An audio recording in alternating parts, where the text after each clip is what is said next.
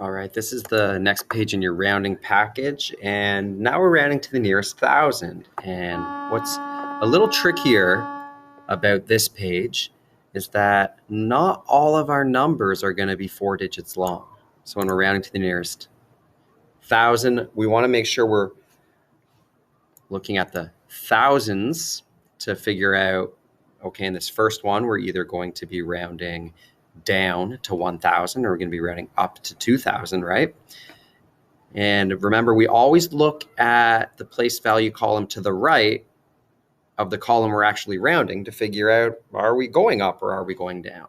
So I won't do this for each one, but if we wanted to think about it like we did yesterday, we could make a number line, and I look at my 1,000, it's a 1 in the thousands, so this number is either going to round down to 1,000 or it's going to round up to 2,000. And then remember, I'm going to look at the number to the right, so I'm going to look at this 4, and if you remember from yesterday, if the number to the right of the column you're rounding is less than 5, so if it's a 0, a 1, a 2, a 3, or 4, then you're going to round down or kind of round to the lower number. So this is a 4, so that number would probably go somewhere like here on our number line, 1,476, and it would round down to 1,000. So our answer is 1,000. Now remember, the numbers that round up start at 5, and they go 6, 7, 8, 9. So there's 5 numbers that round down, and there's 5 numbers that round up.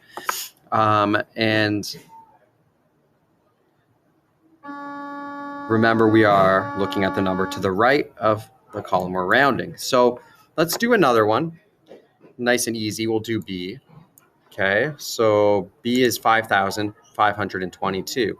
So I would either be rounding down to 5,000 or up to 6,000. And I'm going to look at the number in the hundreds column, which is the 5. And I know 5 is one of my numbers that rounds up. So my number is going to round up,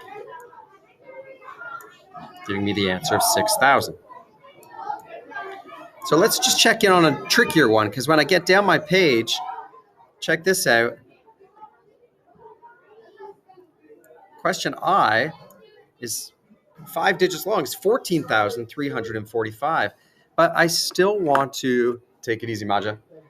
I still want to round down, or I still want to round to the nearest 1,000. So I'm looking at 1,000. So if I made my number line, I'll do it again here. Like I said, you don't have to do this, but sometimes it helps us understand. So I've got the option to round down to 14,000, right? Or I could round up to 15,000. So just because my number's bigger, it doesn't mean I'm looking at this number just because it's at the front. No, I'm still looking at the thousands. So I still need to use the number in the hundreds to figure out if I'm rounding up or down. So 14,345, we know 3 is a number that's going to round down.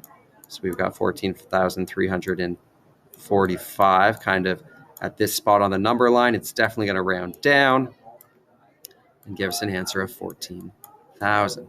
Let's do one more big one. Okay, let's do this one here. We've got 80,000 and 88. So we would either round down to 80,000 or we'd be rounding up to 81,000.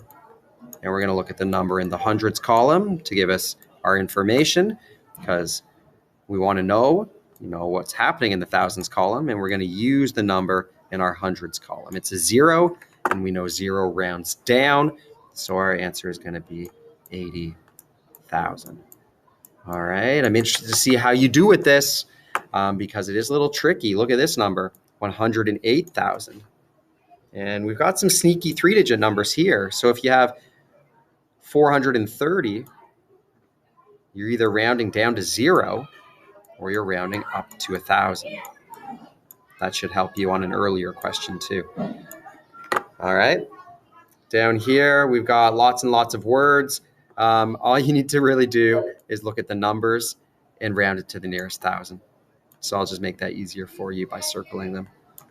So good luck.